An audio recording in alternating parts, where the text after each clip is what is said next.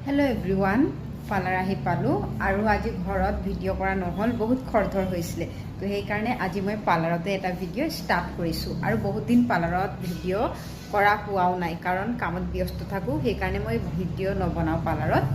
আগতে লং ভিডিঅ'ত মই বনাইছো বাৰু তাত গৈ চাব পাৰে কিবা কাম চাম হলেও মানে অলপ সৰব দেখাইছিলো মোবাইলটো